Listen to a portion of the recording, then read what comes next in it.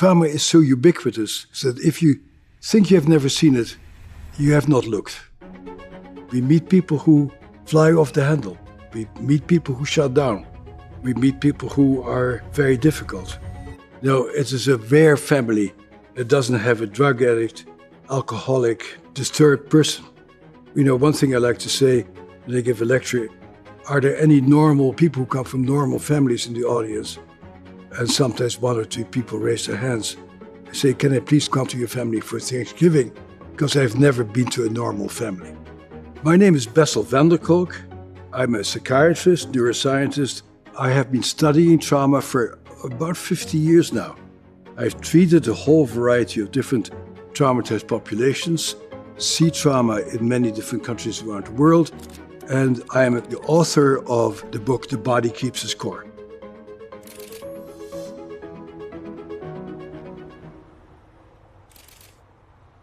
It's important for people to realize that not every mental health professional knows what we're talking about here. The mainstream system of psychiatry, psychology is that there is something wrong with you and I need to fix you. That's a very different attitude than dealing with trauma. Around that time that I first started to work for the VA, a group of us started to define what trauma is and started to define what happens to people. 1978 was the year, and the Vietnam War was over by about 6 or 7 years. The very first day that I met Vietnam veterans, I was just blown away. They kept referring back to their dead comrades. Their hearts seemed to be with the people who were no longer around.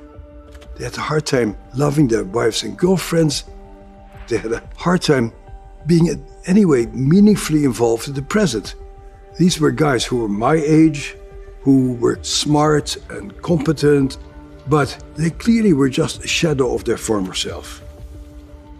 And what was also really striking is they were sort of passive much of the time, and then people told them something that was disappointing, and they went from 0 to 10 and blew up and became extremely angry. Something seemed to have happened to them that made it very hard for them to modulate their responses to the environment. My colleagues and I started to think about how is what these guys suffer from different from what other people who are in psychiatry textbooks suffer from. So I dug up a book that was written in 1941 by Abram Gardner, who had been working with World War soldiers. He writes, these guys suffer from a physioneurosis. Their bodies continue to re-experience that very terrible, frightening situation. And that event keeps coming back in terms of images, behaviors, and physical sensations. So that became the core of our definition of PTSD. We write, these people have been exposed to an extraordinary event that's outside of normal human experience. And in retrospect, that shows us how ignorant and narrow-minded we were, because it turned out that this is not an unusual experience at all. Trauma is actually, unlike what we first thought, extremely common. 1 out of 5 women in America has a history of sexual molestation. Even a lot of men have histories of sexual molestation. 1 out of 4 kids get beaten very hard by their parents. 1 out of 8 kids see physical fights between their parents. People usually think about the military when they talk about trauma. But when we started to work with inner city kids, the amount of trauma that these kids experienced was just unspeakable. The nature of trauma is that an experience enters into your ears, into your skin, into your eyes, and it goes down into a very primitive part of your brain that automatically interprets what is going on. Is this dangerous or is this safe? An event becomes traumatic when there is nothing you can do to stave off the inevitable, and your body starts automatically going into a state of fight, flight, or collapse. The lingering effect of trauma is that you continue to react to mild stressors as if your life is in danger.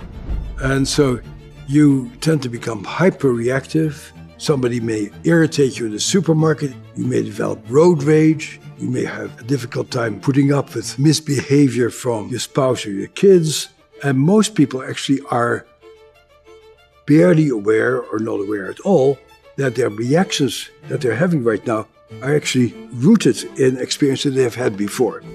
That event itself is over, but you continue to react to things as if you're in danger.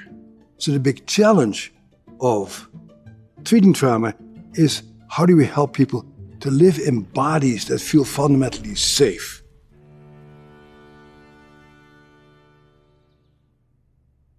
The tradition in mental health is to dismiss the reality of people's lives. For example, it's only in the past few years that people are beginning to talk about the impact of poverty, or the impact of racism, or the impact of unemployment. And people have sort of been labeling people, oh, there's something wrong with you, let me fix you. But if you go to a physician or a mental health practitioner who doesn't understand that, they're going to try to fix you with drugs or cognitive behavioral treatment to not do these crazy things anymore. It usually doesn't work very well. What was very clear is that being in a relationship where people can hear you, where you can talk about how badly you feel, where you can talk about your guilt, and where you can start opening up where these feelings come from, how old these feelings are, and how you develop these feelings in response to particular things that happen to you, that was actually quite helpful. Because you need to really develop a deep sense of, this is what happened to me. This is what I'm dealing with. And I need to take care of the wounds that I'm carrying inside of myself. This issue of self-compassion and really knowing that your reactions are understandable and are rooted in you getting stuck in the past is a terribly important part of beginning to recover from trauma. Most of us are survivors or one thing or another, some much worse than others. And so if people say, what do you wish your legacy were?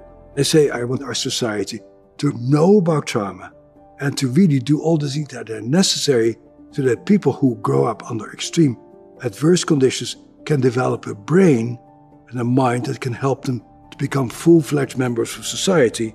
That's our big issue, and that's the big challenge that we have.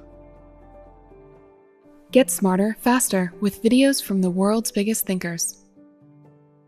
To learn even more from the world's biggest thinkers, get Big Think Plus for your business.